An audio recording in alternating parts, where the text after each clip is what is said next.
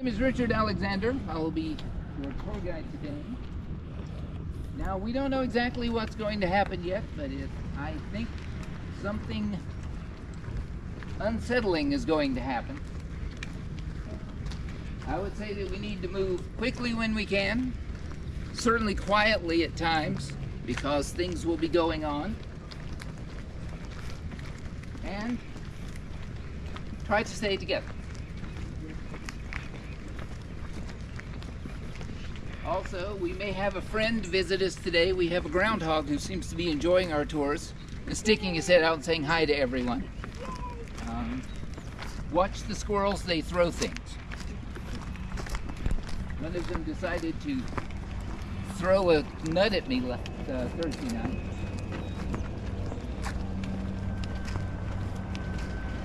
Also, watch out for horseless carriages.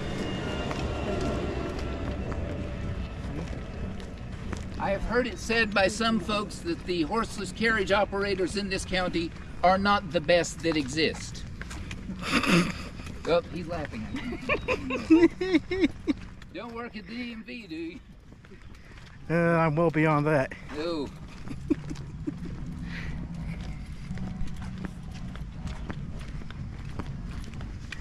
And we have music. It's free to come here and just look at all the monuments, take all the pictures you want. Oh. Stop up here for a second.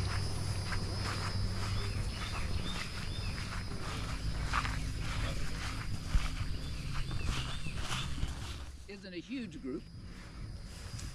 Here's what I'd like you to do. Just listen.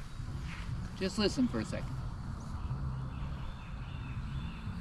So what do you hear? Crickets, birds, All frogs. right, bugs, birds, water. This little creek runs into the big creek back that way. Traffic, I imagine, over on Aspen. If it gets really active and loud, you might hear traffic from over on Reepsville Road. Now, if this was fall, what noise might you hear? If you know where you are right now. Football. Football. Because we have a football stadium right over there. And I understand that that place gets pretty full and pretty loud. Now, if you were here 243 years ago, you would have heard a lot of noise, but it would have been different noise. Gunfire, people yelling, horses, the sound of hand-to-hand combat, the cries of injured people, cries of people dying.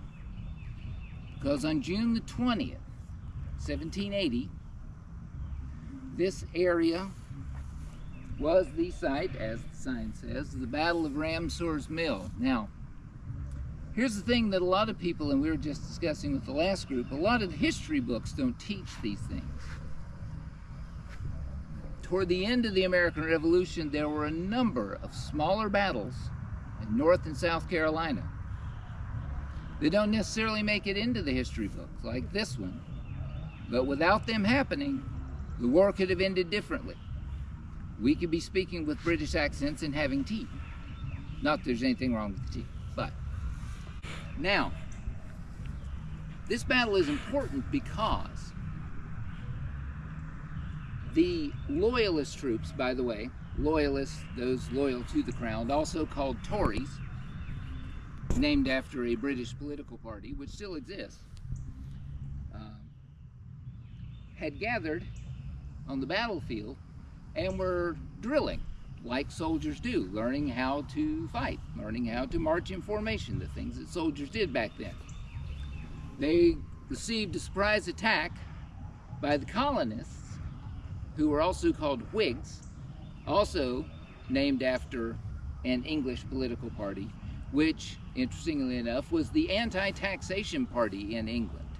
I think a lot of people here might be Whigs now. I'm as anti-taxation as anybody. And you have to remember, what was the American Revolution at its core? It was a tax revolt.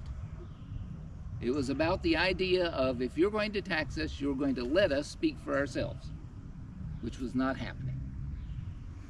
Now, because that Loyalist militia was attacked and dispersed, none of those people could do what they were intended to do, which was join Charles Cornwallis, the English commander, in his later fights. If he had had 500 extra men at Guilford Courthouse, he would have won. If he had had 500 extra men at Yorktown, he might have been able to fight his way out of being surrounded. But he didn't, and we know what happened there. All right, so if you will follow me up this way, I'm going to point out our first monument up here. It's a lot better than the weather was in 1780. And we'll talk more about this at the battlefield, but especially in ancient warfare, old style warfare, weather was everything. Bad weather and you just can't fight.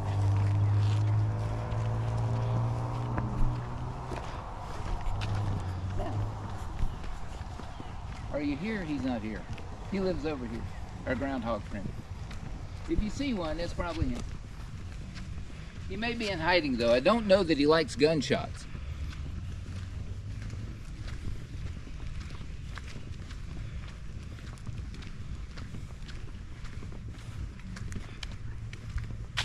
Now, if you'll come right over here and look up these steps.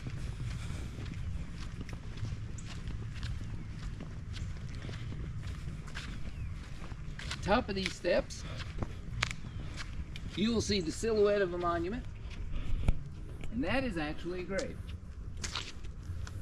Originally, it was the grave of 7 Whig colonial officers. By the way, just to let you know, I don't use the word patriot because both sides thought they were patriots. Because patriot depends on your point of view. However, you can define them other ways. Some of them died here at this battle. Some of them fought here and requested to be buried here later. One of my relatives, Lieutenant John Alexander, is one of those people. In fact, it was such an honor to be buried there that later on his daughter and her husband, who was also a military officer who fought in the Indian Wars, requested to be buried there as well, and they were. So it is a great place of honor. At some point in time, if you want to go up there, that is one of the places. I might give it a few days because that's one of the places where they've taken out the poison ivy. So.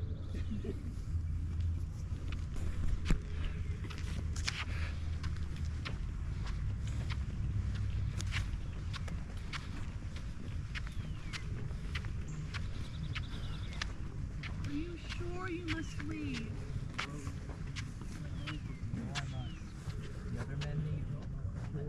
Your son and I need you here.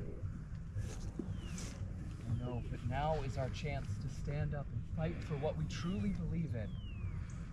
I'll be home before he even wakes up. You better make sure of that. Stay safe.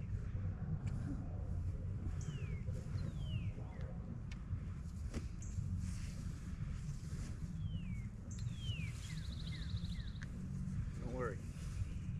Move toward the battlefield. I'll look after him and I'll make sure that I let you know what I know. Thank you. Please No bring him problem. home safe. You let that little fella sleep. I will.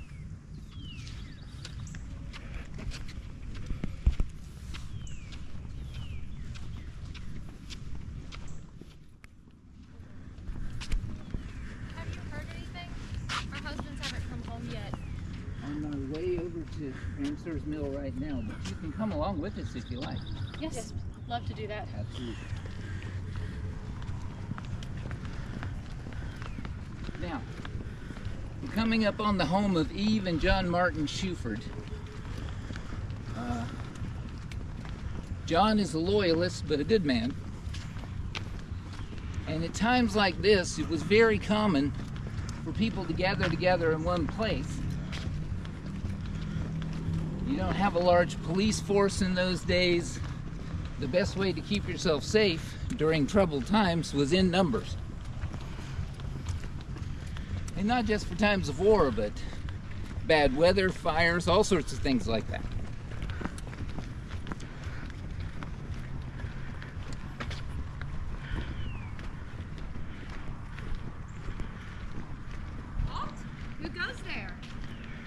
Just me, Richard. We're just coming to see if you were safe and if you needed anything. We're doing the best that we can. Once we get the children settled, though, the women start getting riled up. Have you heard anything or seen anything? Just sitting here with hardly any news is making me lose my sanity. I'm sure they haven't heard anything, especially if this is one of their first stops. What we need to do is be okay with putting our men's safety into God's hands. On our way over to the mill, if we hear anything about your men, we will let you know. And I'm sure they're doing everything they can to keep themselves safe and to come home. You're gonna battle? Are you really gonna fight? Can I come with you? No, Jacob, why don't you stay here with me and we let them go on down? How about you lead us in a prayer instead, please? Dear God, I know that you probably got a lot of people praying to you tonight, but my father died on the battlefield, and I really don't know what me and my mother would do without you. Amen. Let's get in the bed. Quickly.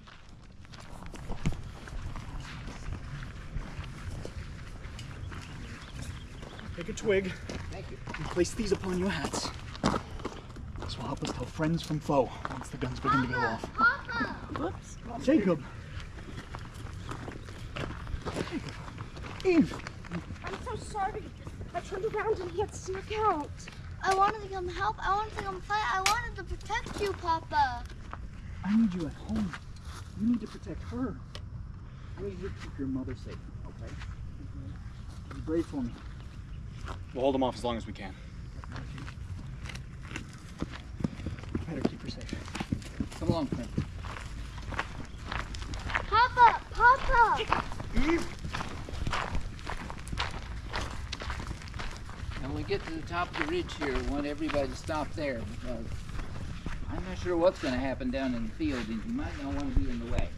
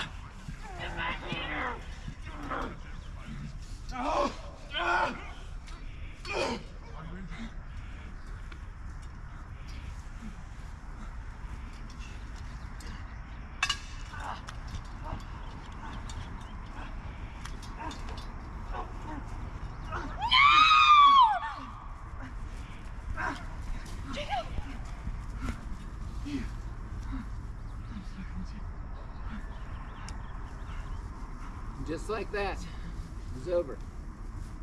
Lasted around an hour. This is a place where brother fought brother and neighbor fought neighbor.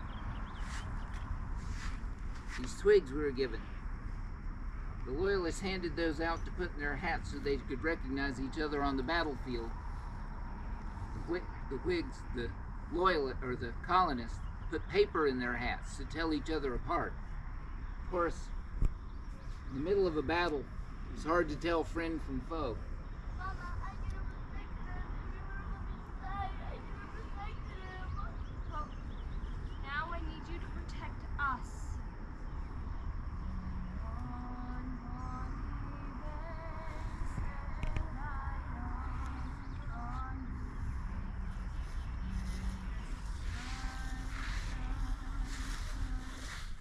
Path right here, follow it all the way down, leads to Clark's Creek, which is, if you go over that way a bit, that's where Ramsour's mill was.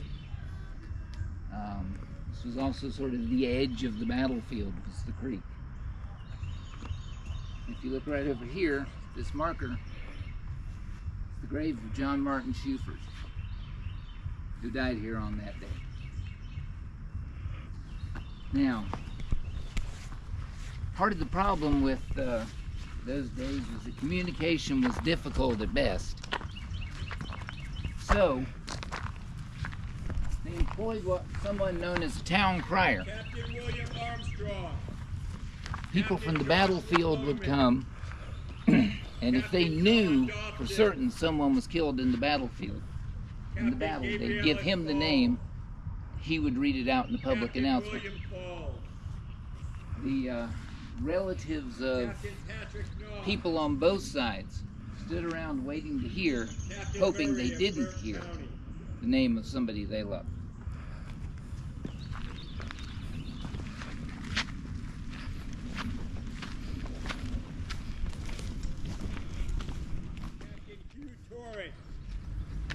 Benjamin Adams, William Adams, William Adams Jr., Shadrach Avery, Joseph Bailey, William Battle, Benjamin Biggerstaff, James Camp, Essex Capshaw, Joseph Clark, Alexander Colton. Now, one thing you may notice from the names he's reading out is the fact that it wasn't just local folks. People came from 2 days' ride away or more to engage in this battle. Here, Burke County, Rowan County, some people came as far as Anson County to fight in this battle. William Green, William Hall, Bill Mullen Hankins, John Hudson, Freeman Jones, James Kelly, John Kidd. Listed off so many names. I can't find him anywhere. I haven't heard Jacob's name anywhere. What am I going to do if he doesn't come back home? If he doesn't come back home, you can stay here. As long as we are here, you will always have a family.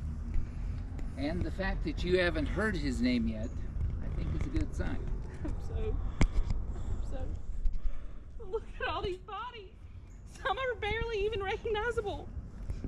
How are we going to get this all back to like it was before? Patience and a loving heart. All right.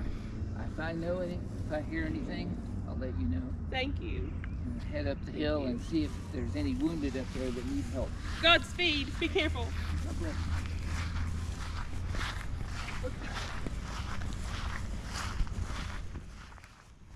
According to those that were here on that day, whether they were involved in the battle or not, they said that June the 20th, 1780 was the foggiest day that any of them could ever remember.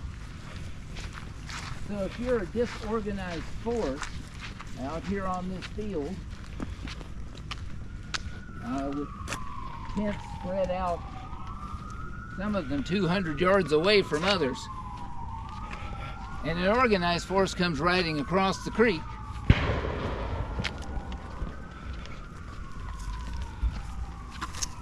that makes it even worse for you. Now, to say this was a little skirmish would be unfair. That Loyalist encampment had over 1,400 men in it, and the initial colonial attack was 400 men.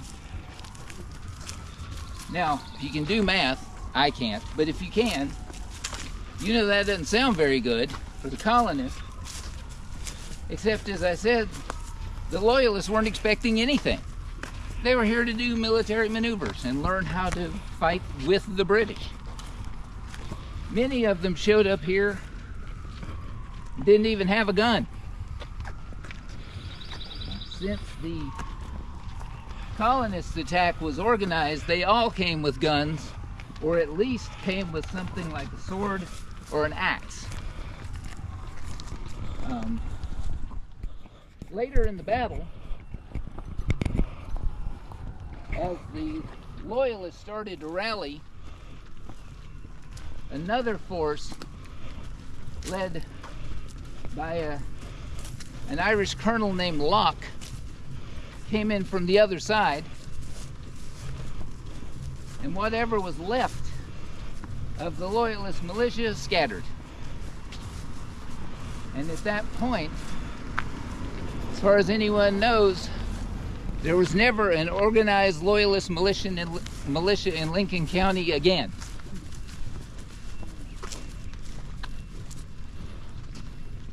Most of them here in the South.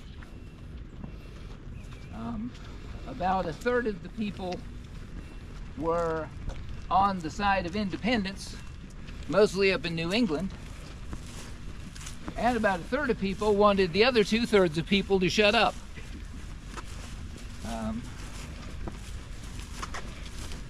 So a lot of the people that were on that field were there because Charles Cornwallis sent their commander, Colonel Moore, with a bag of British money saying, if you will sign up, we'll give you this.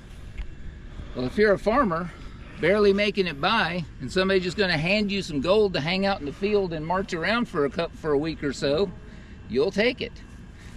But that motivation goes away when somebody starts shooting at you. Now, if you look over here, see all those trees on the other side of the stadium? That's where the creek is, right on the other side of those trees. And that is one of the things that helped the colonists' cause,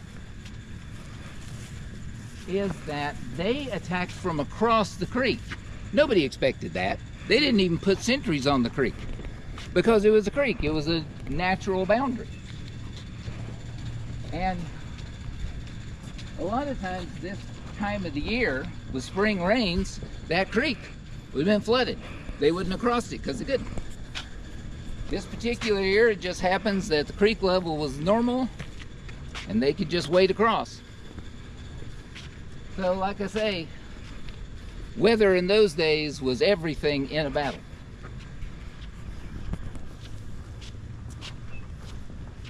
And by the way, if you're wondering who won this battle, now, we're not sure. Somebody asked me yesterday, was Tom Brady there? I said, well, I know he's old, but I don't think he's that old. Although he might have been the second string, colonel for them on that day.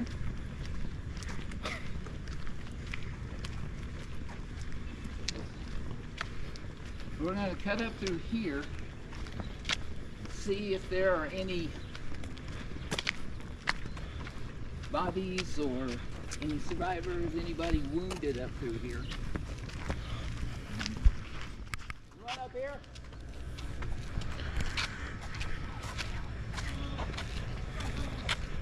Oh, goodness. Over here, friend. Come here, come by this tree.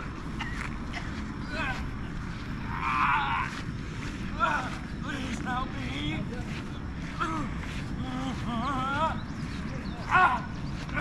Any bandages or water? Anything?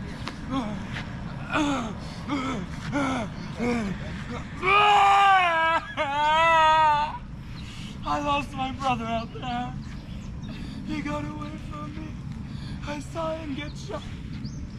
I retreated and came back home and listened to Captain's orders, but I left him there alone. Sure, you did all you could.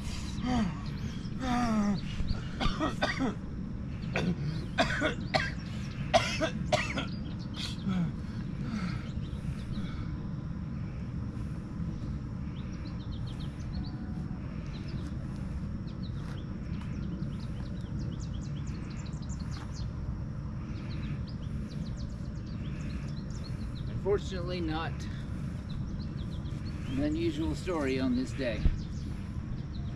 Some families lost all of their sons on this day. If you look right here, this marker is here to designate one of the mass graves. There were several.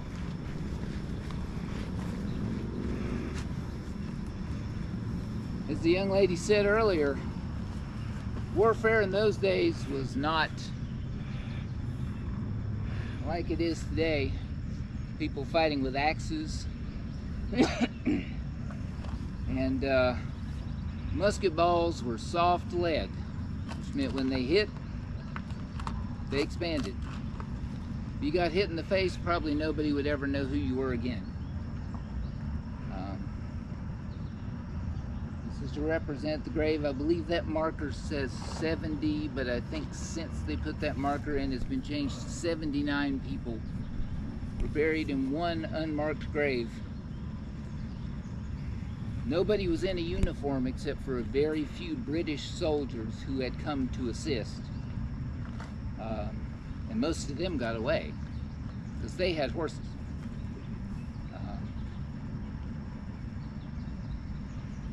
Loyalists buried with wigs, buried them as quickly as they possibly could because it was June and because this whole area in those days was full of wild hogs. And if you left bodies out, they might not be there when you came back the next day.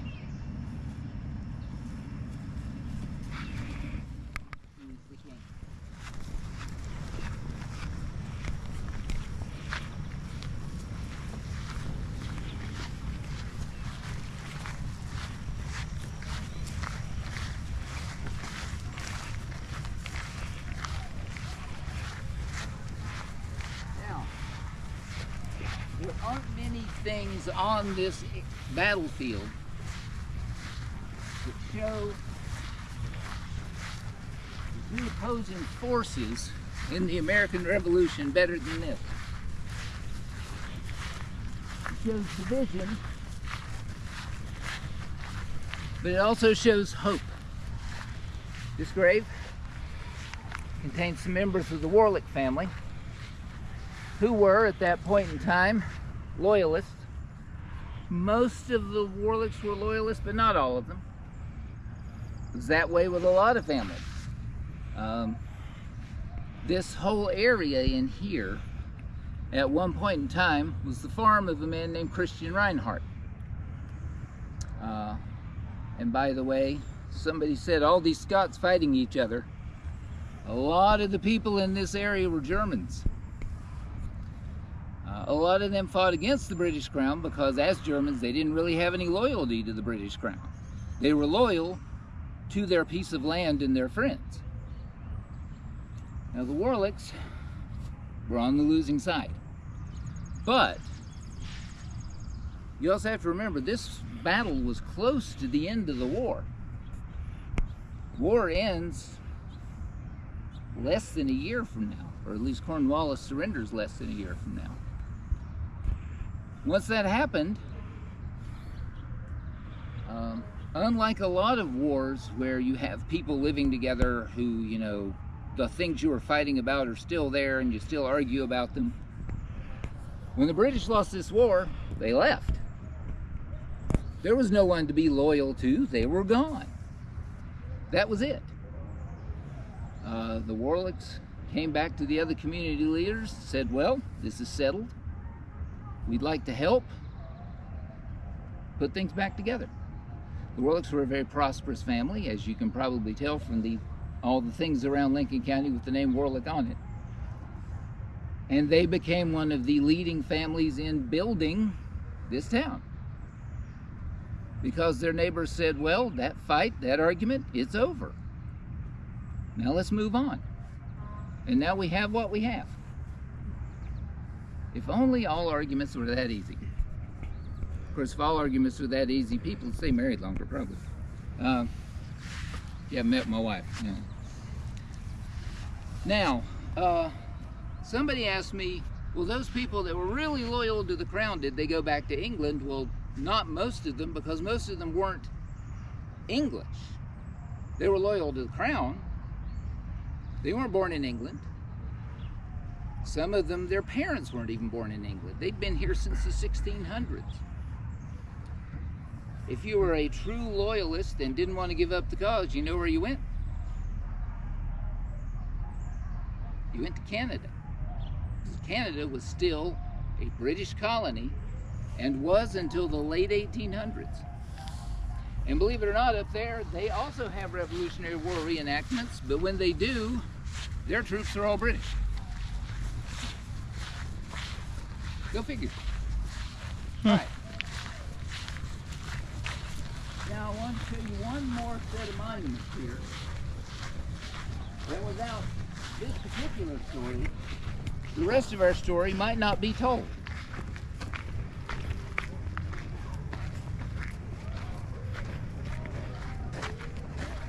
Now, if you're interested in history, which I'm assuming you all are since you're here,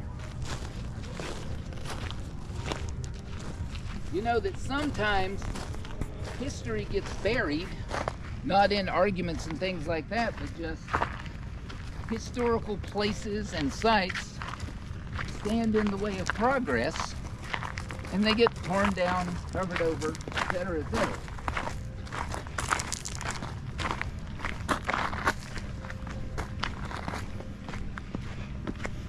That's why we have historical societies, groups like the DAR, Daughters of the American Revolution, because those people want that history preserved. Because as a very bright Englishman named Edmund Burke told us, those that do not remember history, what? Doomed to repeat. They're doomed to repeat it. So if you ever wonder where that came from, English philosopher Edmund Burke. Now, a few decades back, when things were being built up around here, a group of local history buffs, including Reverend or Doctor, depending on what you want to call him, Gaither Shrum, because he was both, got together and decided that this area needed to be designated for what it was, an important historical site that had a direct effect on the independence of the United States. Whole area.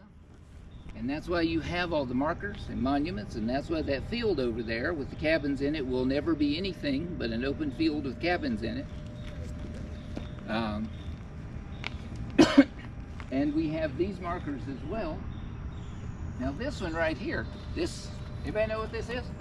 It's a millstone. That's a millstone. This is a small millstone, by the way. We've got a bigger one. This one was actually donated by the Freeman family in honor of, and they put Reverend Shrum, because he was the minister at their church. He was also a doctor of divinity, and he had a degree in history and taught history as well. Quite an interesting man. Now over here, as the French would say, and we have to give credit to the French because without them we don't win the Revolutionary War. This is the pièce de résistance, the big finish. This is a millstone from Ramseur's mill. Is this the millstone that was in the mill when the battle happened? We don't know. The thing about Ramseur's mill was that it was an operating business for over 150 years. We have courthouse records saying that it was established in 1715, and we have tax records that say that taxes were being paid on the mill, the business, during the Civil War. So eventually, if I remember correctly, the mill, well, that's the problem with business that depends on water. What happens to rivers and creeks? Dry up. They dry up or they move. The story that most people say is that the river moved a little further and a little further and eventually ate away at the base of the mill and it fell in. But recently, any of you know what LIDAR is? They'll run it over the ground to see what's there. They took LIDAR over there and found where the footers for the mill are, so they know exactly where it was. So again, that's the work of modern historians wanting to keep track of our revolutionary history. Stone like this, from what one of my friends who is a historical preservationist told me, at a place like Ramseur's Mill, and you have to remember this was not the most populous place in the world. So the mill didn't run every day. And Mr. Ramseur also had a farm. But a millstone like this would last about 10 years, and it would get so thin, it's kind of like brake pads in your car. You'd have to replace it. So it lasts about 10 years, and as the area became bigger and more prosperous, you have millstones like that one that are smaller, but they're thicker, which was the important thing. So we can thank Mr. Ramseur for giving us a place to fight our fight. Does anybody have any questions? I am available for questions. What was the total casualties? That is an excellent question, because we'll never know 100% for sure. We do know that on both sides there were over 150 casualties. Some were moved and buried. Those Whig officers, 3 of them died here that day. Some of them ended up in mass graves. Some of them were dead and then showed up 3 years later. And by the way, it's not like, my wife doesn't know that I'm alive, I'm gonna take off. It was nothing like that. A lot of them, after the battle, took off to fight somewhere else and went off and fought until after the war was over, and then came home. There were people who fought. There was one fellow who fought here. I can't remember his last name. I want to say he was a Ramsey. But he fought here, and everybody assumed he was dead. And he came back home in 1782. And he walked in, and the first thing his wife did was whop him in the head with a frying pan, according to the story. Because where the heck you been for 2 years? And he gave her a present. He had a sword from a British officer that he had taken at Yorktown. So he actually, a British officer said, you know, here you go, we surrender. Now it wasn't Cornwallis's sword, that one's in the Smithsonian. But it was over 150, and some people say as high as 190. Mostly Loyalists, simply because they were caught so off guard. But again, a lot of Loyalists just heard shots, and because like I say, that